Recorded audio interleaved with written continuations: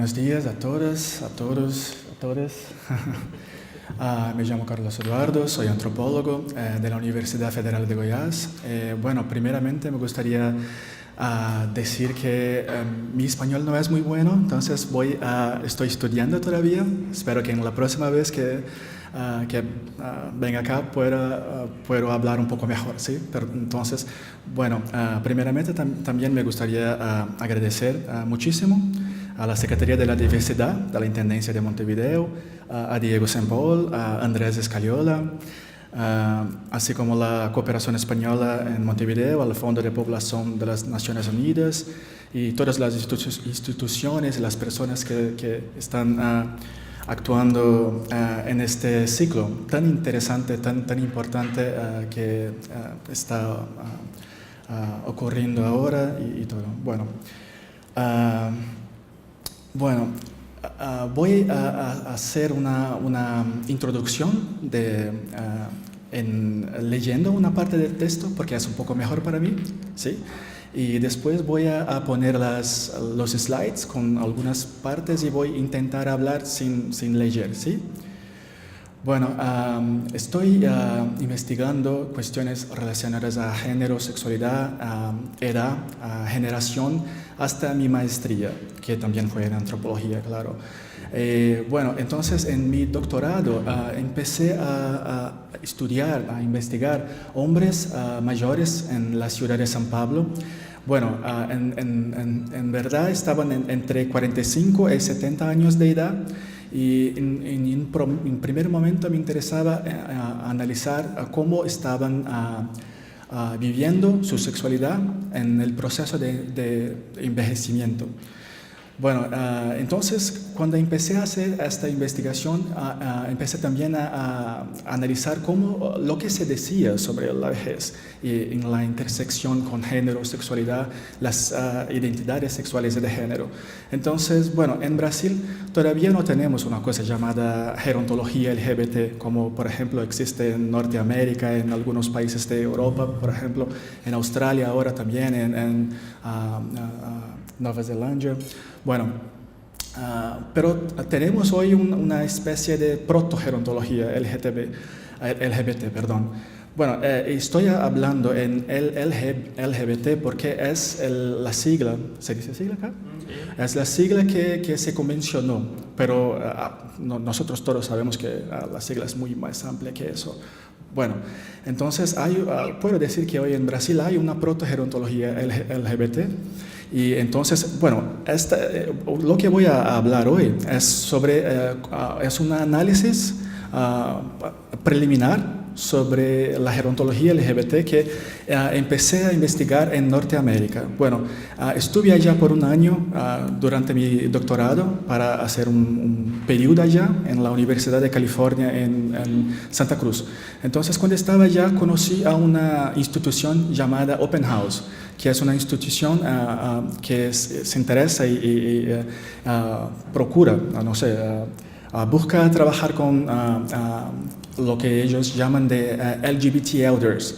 Entonces, como que empecé a me interesar sobre cómo que esta institución y otras en Estados Unidos están no solo trabajando con la población LGBT, pero también discursivamente criando esta población también. Entonces, bueno, voy a intentar presentar las principales cuestiones de esta análisis preliminar. Y también empezar a presentar algunas críticas, porque es bien interesante, como ya fue hablado hoy, es una cuestión obviamente que tenemos que profundizar, estudiar más, empezar a crear políticas públicas, sí, sin duda, pero al mismo tiempo tenemos que tentar comprender las limitaciones discursivas de este campo, podemos decir así, que está empezando. Bueno, entonces voy a leer una parte y después paso a los slides, ¿sí? Bueno, mi presentación hoy se llama, bueno, la vejez es siempre tenida como heterosexual y cisgénero. la gerontología LGBT y la formación de los ancianos LGBT. Bueno, acá está un pequeño resumen. Bueno, voy a dejar el resumen acá y voy a leer la introducción, ¿sí? Si hay alguna cosa que no comprenden, por favor, sí, hagan un señal que intentaré hablar un poco más despacio también, ¿sí? Bueno, en términos generales, al tomar la gerontología mainstream como campo amplio, así como sus diálogos y aproximaciones con los estudios sexológicos contemporáneos, sería posible afirmar que aún sobre este campo y diálogo existe una especie de panorama heteronormativo sobre el envejecimiento y la vejez.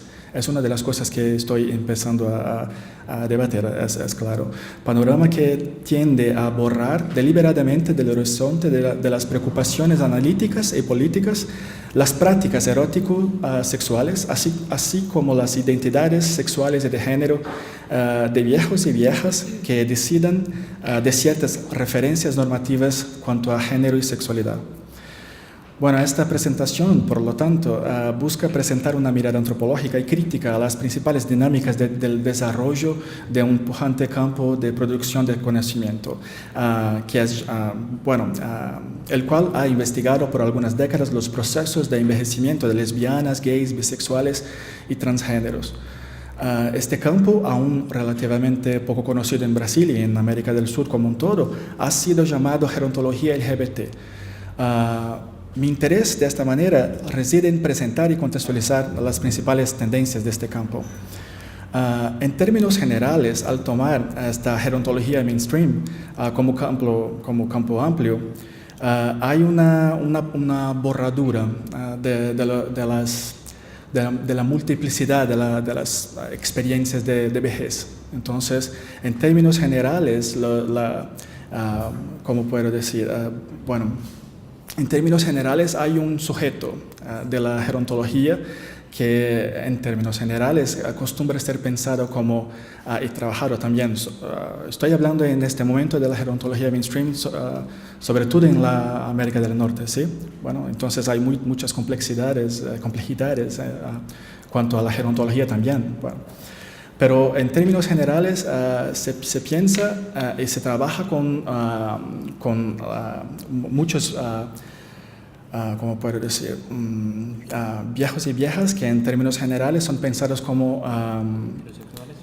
¿Perdón? ¿Heterosexuales? Sí, sobre todo heterosexuales, pero no solo eso, también son pensados como jubilados, por ejemplo, como de clases medianas, ¿no?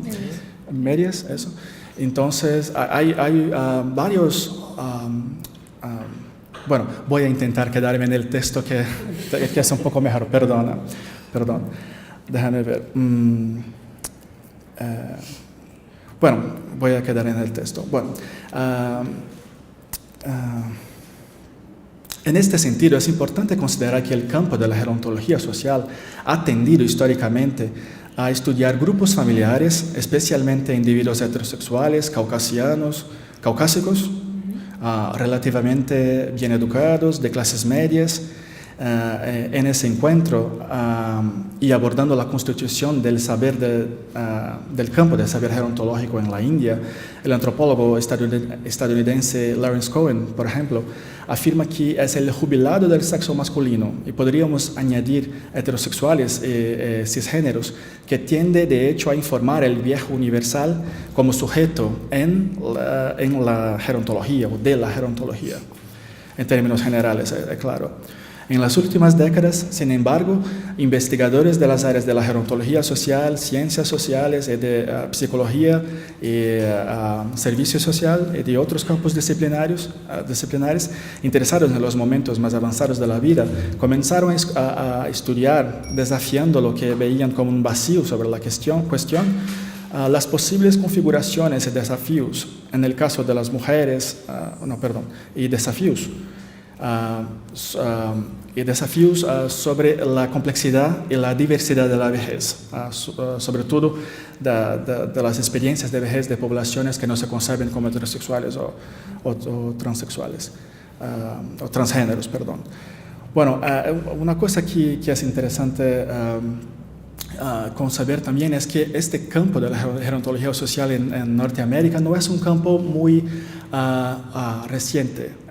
Empezó, las primeras investigaciones sobre la cuestión empezaron en finales de la década de 60. Entonces, como que son casi concomitantes al nacimiento del movimiento de liberación homosexual. Entonces, como que no es un campo muy reciente, tiene una buena tradición de debates, y hay también distintos momentos que este campo como que empezó a trabajar con problemáticas distintas. Entonces, más adelante voy a hablar un poco de 4 momentos de este campo, de la gerontología LGBT, pero es interesante también comprender que es un campo que ni todas las personas que estoy acá llamando como que inclusas en la gerontología LGBT se conciben como gerontólogos, por ejemplo. Entonces, es un campo multifacetado, con muchas, no es nada heterogéneo, es muy, homogéneo, es muy heterogéneo. Hay muchas polémicas y visiones contrastantes para pensar y construir políticas públicas sobre esta población. Entonces, bueno, es también interesante con saber que se empezó a hablar sobre vejez, sobre todo vejez de hombres homosexuales del final de la década de 60 hasta medio de los 80, como que las cosas más los hombres homosexuales eran los más estudiados en este primer momento. Después como que se empieza a hablar de otras identidades que no solo esta. Pero todavía hasta hoy como que es un acento muy fuerte, como que hablar y estudiar hombres homosexuales en detrimento de la vejez, por ejemplo, trans, o de las mujeres lesbianas y viejas, por ejemplo. Entonces hay una concentración de estudios, y esto también ocurrió en Brasil, por ejemplo. Mi estudio, mi investigación es un poco un reflejo de esta tendencia. Bueno, estoy intentando como que ampliar las cuestiones, pero en mi doctorado como que fue muy analizando hombres homosexuales, blancos, de clases medias, de 45 a 70 años de edad. No todos se concebían como homosexuales, por ejemplo. Muchos tenían prácticas sexuales con otros hombres, permanecían casados con sus esposas, por ejemplo, y no se concebían como homosexuales. Entonces hay una diferencia entre la asociación con la identidad y sus prácticas. Entonces, eso es una cuestión muy problemática para el campo de la gerontología LGBT, por ejemplo, porque lo que voy a hablar un poco más adelante es que hay un imperativo identitario. Para que se pueda concebir esta población es necesario que ellos y ellas se conceban, se comprendan, como identitariamente marcados. Y ni todos son. Entonces, es una cuestión que en mi investigación de doctorado era un tanto problemático.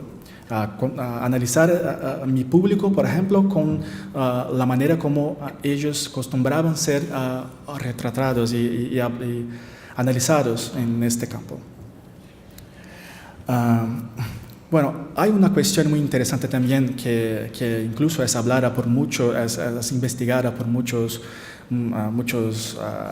sociólogos, antropólogos y todo más, por ejemplo, que es la cuestión de la generación y cómo la generación impacta la manera como las personas se conceben en términos de identidades sexuales de género.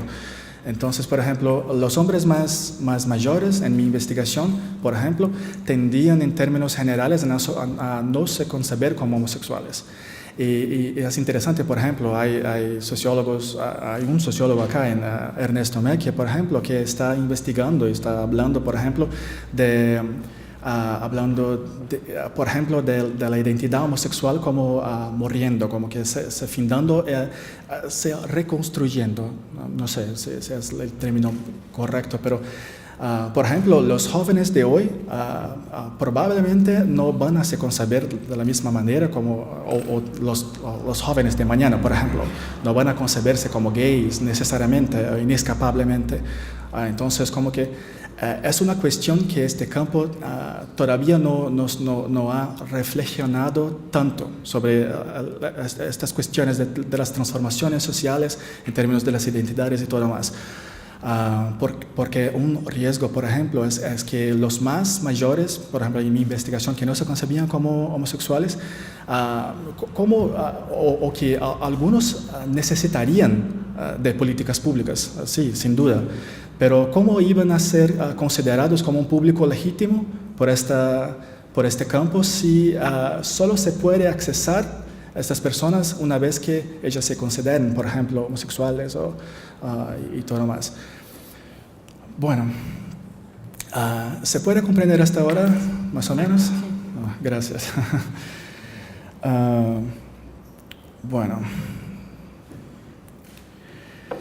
Bueno, entonces, déjame ver. Ya olvidé el texto acá también. Pero, sí.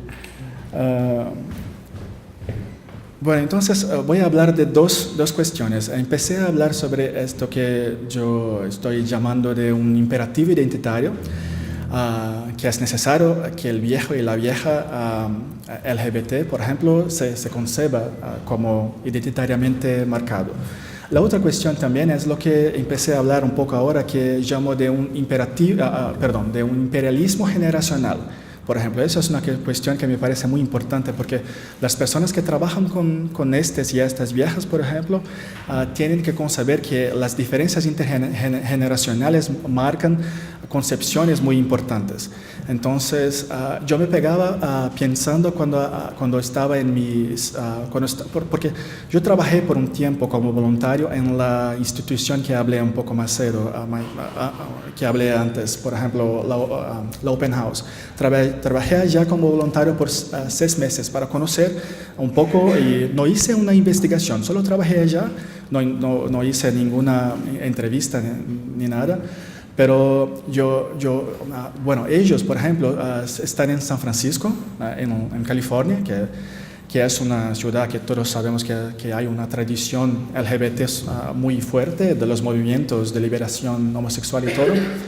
Entonces, ellos tenían muchas acciones y políticas, sobre todo voltadas a la habitación, porque había una cantidad muy grande de personas mayores LGBT que homeless. ¿Cómo se dice? Situación de calle. Situación de calle, eso.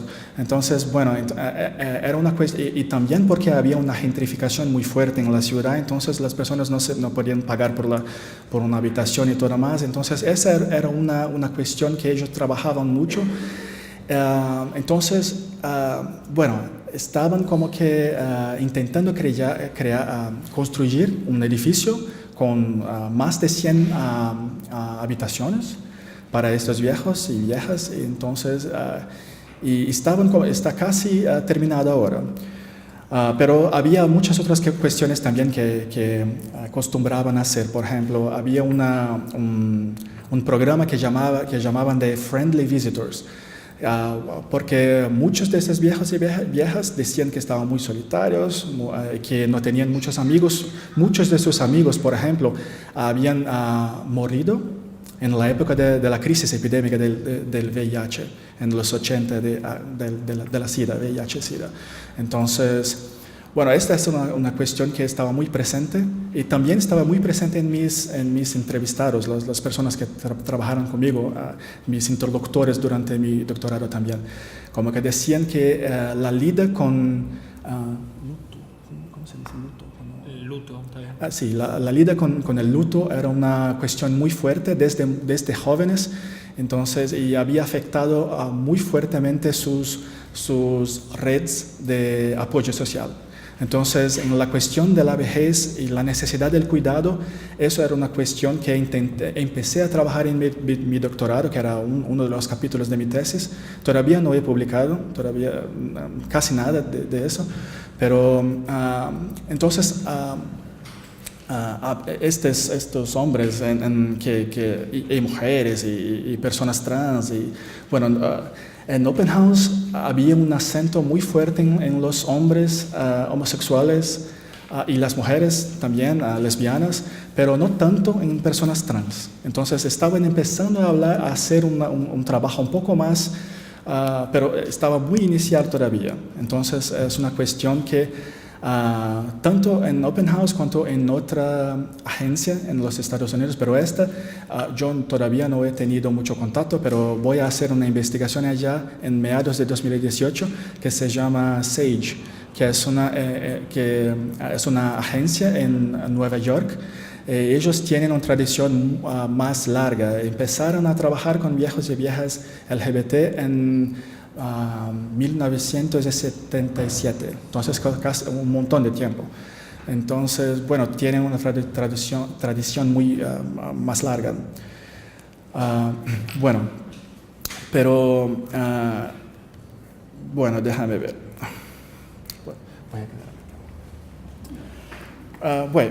Bueno, voy a empezar a hablar un poco de los slides también, ¿sí? Porque así no me perco tanto. Bueno,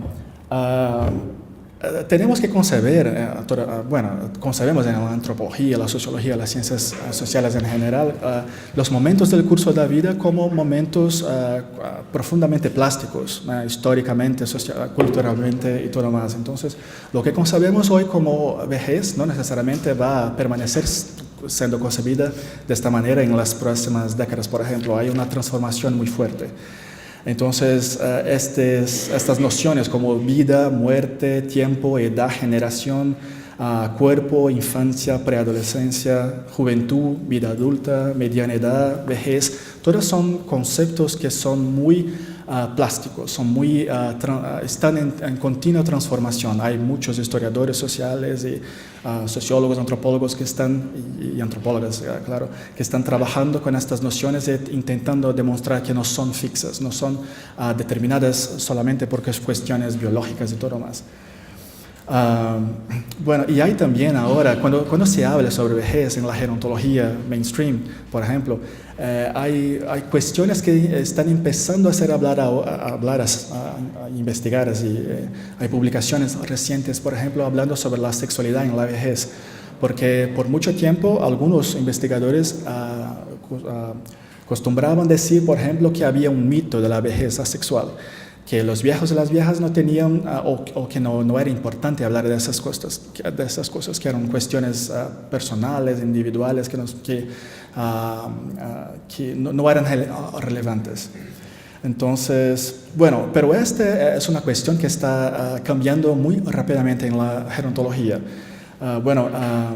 Hay algunos antropólogos en Brasil y antropólogas que están justamente empezando a analizar lo que llaman de un proceso de erotización de la vejez, que cambia profundamente la manera como la sexualidad en la vejez es comprendida. Entonces, por ejemplo, ahora es un discurso que se construye en la intersección, por ejemplo, entre la gerontología social y la sexología. Entonces son discursos que empiezan a decir que la sexualidad es muy importante para una vejez exitosa. Entonces, por ejemplo, hay muchas publicaciones recientes en este campo de intersección sexología y gerontología que como que dicen que es importante que la carrera sexual permanezca hasta el fin de la vida. Entonces, bueno, hay una antropóloga brasileña llamada Gita Grindeberg. Ella como que empezó a hacer una crítica de estos discursos diciendo, por ejemplo, que se empezó a construir un imperativo de la sexualidad en la vejez. Y las mujeres ancianas, por ejemplo, que ella investigó y con las cuales tenía interlocución, por ejemplo, para aquellas viejas, por ejemplo, era un factor de felicidad tener la vida sexual como que findada, porque decían que la vida sexual con sus maridos era muy infeliz, no era interesante, no no era placerosa y todo más. Entonces Gita empezó a decir, bueno, ¿qué podemos hacer entonces con estas mujeres que para ellas no es importante, no es una cuestión importante mantener la vida sexual viva, por ejemplo? Pero para mis interlocutores, por ejemplo, que eran mayoritariamente homosexuales, para ellos como que no concebían la vida sexual findada, como que, decían muchas veces durante mi investigación que, bueno, muchos tenían sus compañeros y tenían novios y todo más, pero bueno, mi investigación analizó hombres nada homogéneos. Bueno, tenían muchas diferencias, bueno, tenían similaridades también, pero bueno, pero lo que quería decir es que, por ejemplo, para las mujeres investigadas por Gita, esta era una cuestión problemática, el proceso de erotización de la vejez. Pero para mis interlocutores como que hacía todo sentido. Entonces, como que, pero hay un peligro de empezar a reproducir algunos discursos que están como que surgiendo ahora. Entonces, bueno, esta es una contextualización de las cuestiones para hablar de otras cuestiones de la gerontología LGBT también. Pero bueno, en este debate, en esta cuestión del proceso de erotización de la vejez hecho por la sexología, por parte de la sexología y de la gerontología, bueno, ellos no acostumbran a hablar de la sexualidad que no sea heterosexual. Entonces es lo que hablaba, y no solo sexual, heterosexual, pero también monogámica. Es una cuestión muy fuerte también esta cuestión. Bueno, por eso lo que decía Macedo sobre el panorama heteronormativo, sobre estos debates de la vejez, del proceso de erotización de la vejez y todo más. Déjame ver. Bueno, yo concebo este panorama de esta manera, panorama que tiende a borrar deliberadamente del horizonte de preocupaciones analíticas y políticas las prácticas eróticos sexuales, así como las identidades sexuales de género de viejos y viejas que deciden de ciertas normativas en cuanto a identidades de género y sexualidad. Bueno, como yo hablaba entonces, gerontología LGBT empezó como que en finales de los años 60, concomitante a Stonewall Inn Riot, el movimiento de la liberación homosexual. Y también como que es interesante porque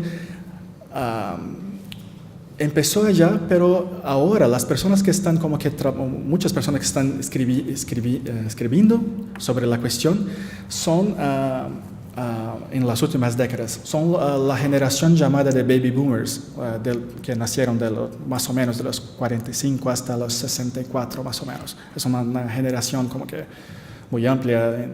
Pero bueno, hay un acento muy grande en la necesidad de comprender las prácticas y lidiar con la cuestión del closet. ¿Se dice armario acá también? Sí. Eso, perfecto. Entonces esa es una cuestión que recorta muchas de las publicaciones. Es interesante también porque otra cosa, si concebemos las identidades sexuales y de género como que formadas en las últimas décadas y en transformación, por ejemplo, ¿cómo puedo decir?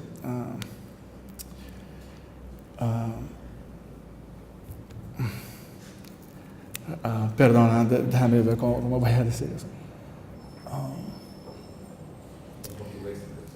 Sí.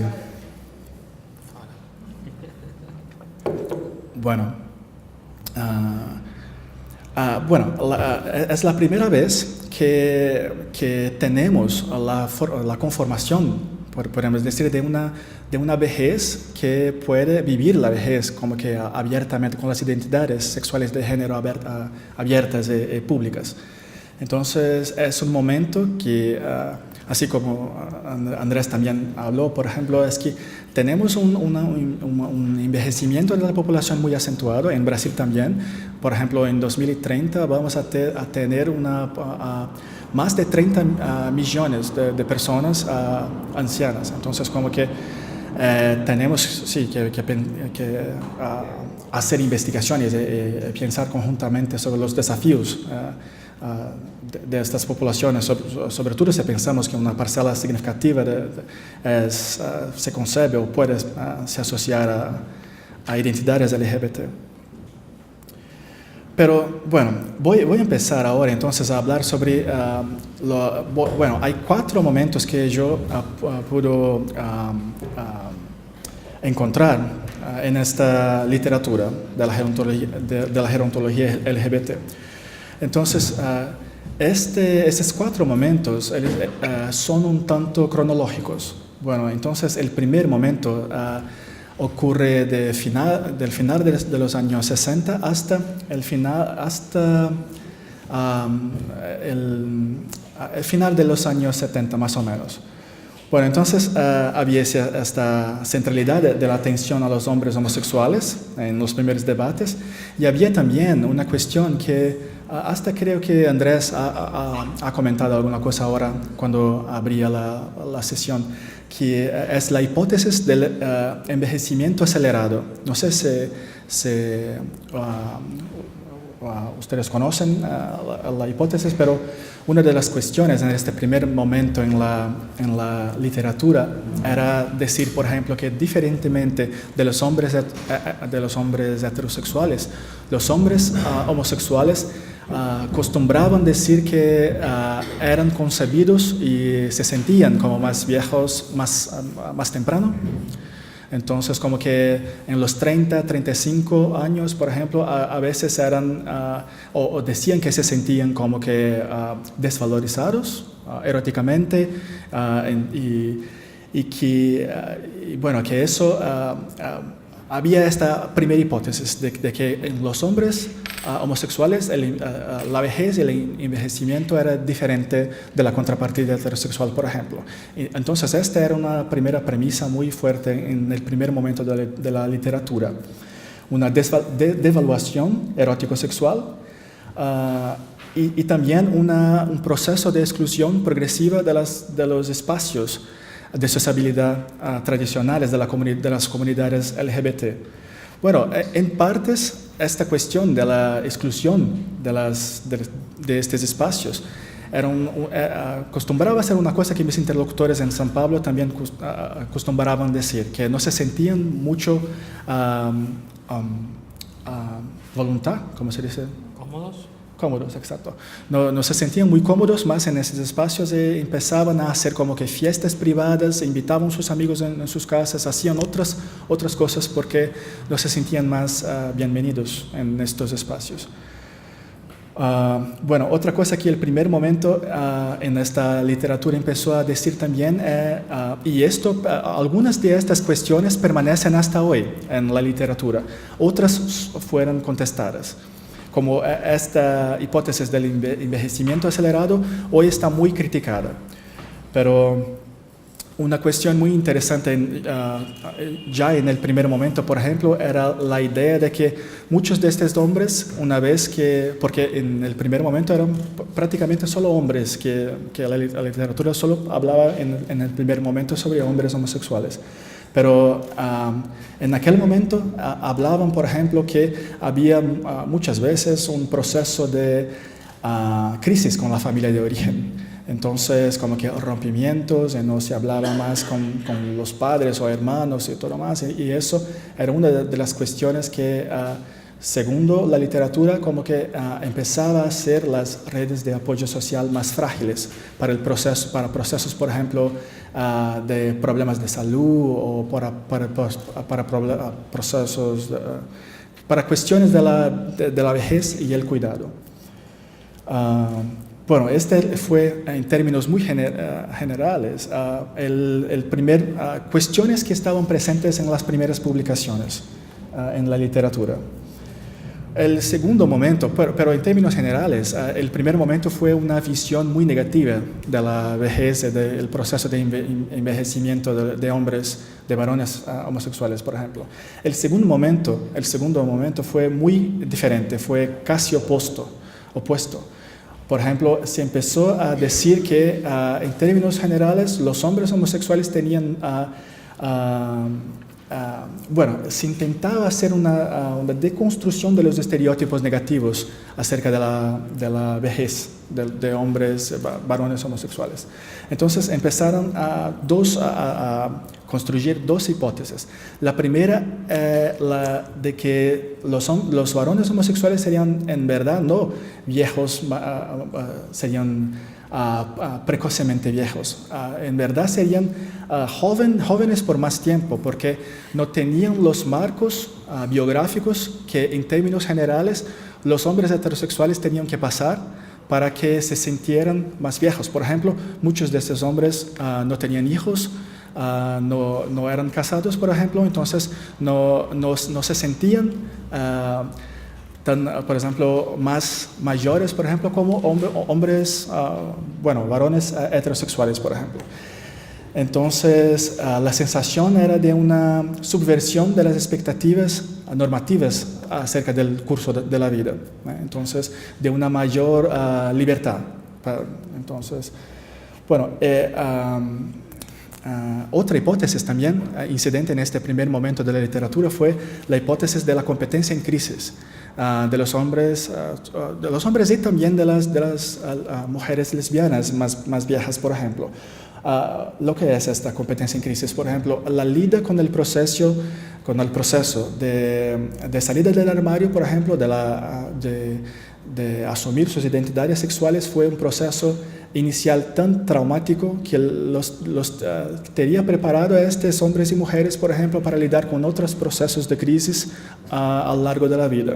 Entonces decían que tener que lidiar con el estigma desde muy cedo, muy temprano, haría con que ellos y ellas tenían una mayor competencia para lidiar con otros momentos difíciles a lo largo de la vida.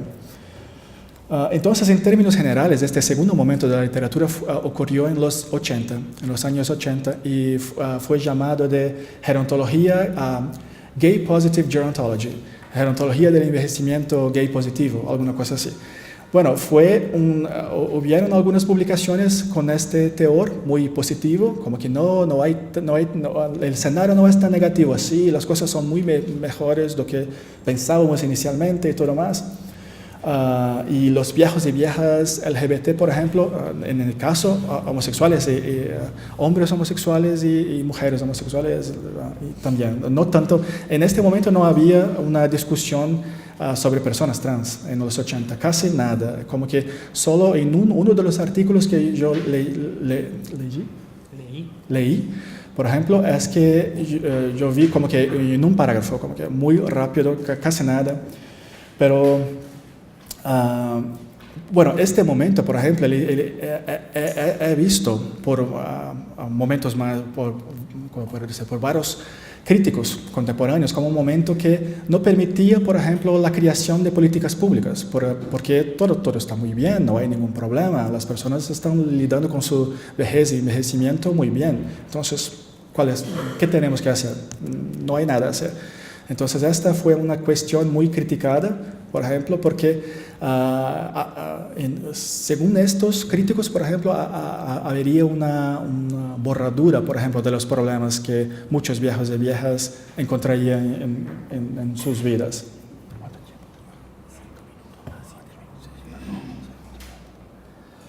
Dios, 5 minutos, perdón. Voy solo entonces presentar rápidamente los dos otros momentos y presentar también un inicio de crítica, porque yo he publicado estos 4 momentos en un artículo en portugués a poco tiempo y también en inglés. Entonces ahora solo es un panorama de las tendencias generales del campo, pero empecé a hacer críticas también de las limitaciones de este campo para hacer con que puede ser un poco más inclusivo. Bueno, no es exactamente este el término, pero complejizar, eso, perdón, algunas cuestiones. Bueno, entonces, en finales de los 80 y en los 90 hay un proceso de diversificación empírica. Entonces, se empiezan investigaciones también para hablar, por ejemplo, de personas trans y hacer una crítica contundente de las razones de hasta este momento no haber muchas investigaciones sobre esta población. Y hay mucho más también investigaciones sobre mujeres lesbianas y estas investigaciones muestran diferencias muy significativas de las cuestiones encontradas con hombres homosexuales, por ejemplo, varones.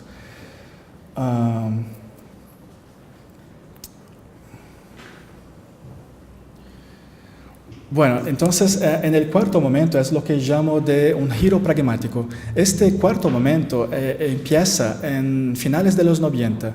Es un momento en que los investigadores, las investigadoras no están más tan interesados en hablar sobre hipótesis de eso, de aquello o de aquello, por ejemplo, hablar solo sobre perspectivas positivas o negativas, pero a empezar a construir políticas públicas y acciones prácticas en el contemporáneo para crear apoyo, diferentes tipos de apoyo para esta población. En verdad, por ejemplo, hay dos grandes agencias, una en la costa este, otra en la oeste, Open House y SAGE, y ahora como que hay otras que están empezando en el centro, en medio Midwest del país. Pero, bueno, entonces en este cuarto momento, bueno, déjame ver. Bueno, entonces hay dos modelos interesantes en este momento, que es un modelo, por ejemplo, que es el modelo de la SAGE de Nueva York. Por ejemplo, ellos quieren hacer programas de sensibilización de personas que trabajan directamente en la administración, la gestión de la vejez y el envejecimiento. Entonces, pero no solo para personas LGBT, por ejemplo. Quieren hacer programas para todas las instituciones voltadas a la vejez, por ejemplo. Entonces, este es uno de los modelos, un modelo no exclusivo para personas LGBT. Pero, bueno, ellos trabajan intensamente con personas LGBT, pero hacen programas que no son solo para voltados a personas LGBT. Entonces, hay muchas instituciones en los Estados Unidos, por ejemplo, que son voltadas a la administración de la vejez, pero son administradas por instituciones religiosas. Entonces, por ejemplo, yo leí muchos relatos, por ejemplo, de mujeres trans que llegan a estos espacios viejas y, por ejemplo, son obligadas a deshacer la transición, por ejemplo, o hacer una contratransición que es muy violenta, es muy problemática, obviamente, y también muchos viejos y viejas homosexuales, por ejemplo, que empiezan a decir que tienen que volver al armario porque las instituciones no los aceptan. Entonces, bueno, y esto empecé también a encontrar en Brasil, por ejemplo. Mis interlocutores acostumbravam dizer em português: você já viu viado em asilo? Bueno, decían que había una invisibilización muy acentuada y no podían conceberse en estas instituciones. Entonces hay como que una iniciativa que todavía no empezó, de construir un centro de apoyo en São Paulo para personas mayores. Pero bueno, en este cuarto momento entonces, bueno, entonces estas son las dos agencias que hablé, SAGE, Services and Advocacy for LGBT Elders en Nueva York. Y bueno, entonces hay un acento en el entrenamiento de agentes dirigidos a lidiar con ancianos en las más distintas instituciones. entrenamiento y orientación de personas variadas que lidian con la vejez y envejecimiento, o trabajan con ancianos. Y Open House en San Francisco, bueno, Open House es específica solamente para personas, para trabajar con viejos LGBT, por ejemplo. Y ahora, una vez que tanto, y había una cosa también que me parecía muy interesante, que las dos agencias por mucho tiempo no había un espacio, por ejemplo, para lidiar con inmigrantes, personas que no hablaban inglés, por ejemplo. Entonces, era muy complicado. Cuando yo trabajé voluntariamente allá, yo tenía que intentar hablar español o portugués también, ayudar un poco en eso. Voy ahora, solo para finalizar, entonces, a presentar algunas cuestiones críticas de este campo, pero esta parte es una parte que voy a profundizar en el próximo año, cuando empezaré mi trabajo de campo allá. Entonces es mi interés, tendré el derecho de quedarme para hacer postdoctorado allá por un año. Entonces, es lo que quiero hacer una profundización de esta cuestión. Bueno, en primer lugar, en esta literatura, por ejemplo, no hay ningún proceso de desconstrucción, por ejemplo, del binarismo, del homosexual, heterosexual, trans o cis, por ejemplo. No hay una discusión, por ejemplo, no hay una gerontología queer acá. Es una gerontología LGBT estricto sensu. Entonces, no hay mucho espacio para estas desconstrucciones. Y también no hay lo que llamo también de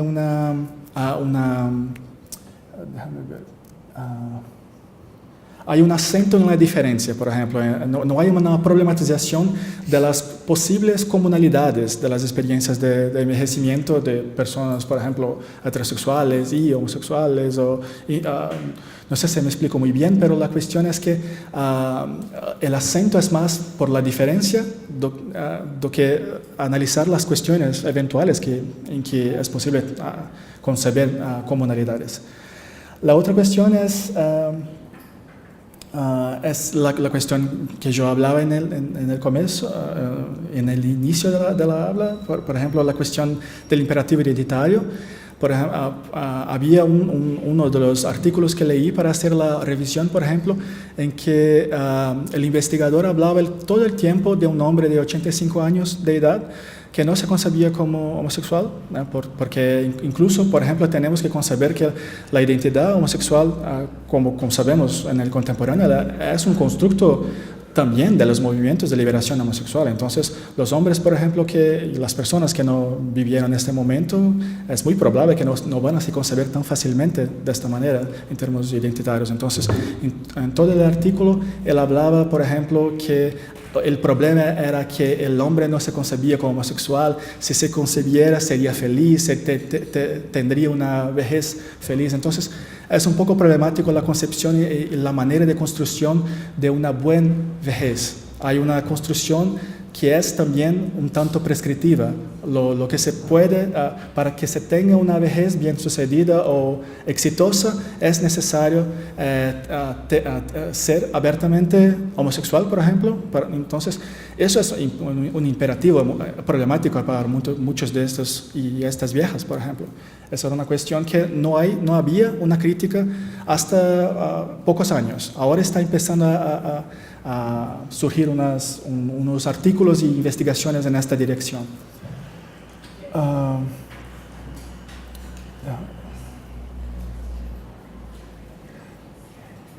Bueno, solo para finalizar también, otra cuestión que era muy interesante también era que una afirmación para que se tenga una vejez LGBT exitosa era necesario que estos viejos no solo se comprenden identitariamente como gays, lesbianas, bisexuales o transgéneros, por ejemplo, pero también que tengan relaciones con sus familias de origen. Entonces, para muchos de mis interlocutores, por ejemplo, eso era muy problemático porque tenían muchos recuerdos traumáticos con sus familias de origen.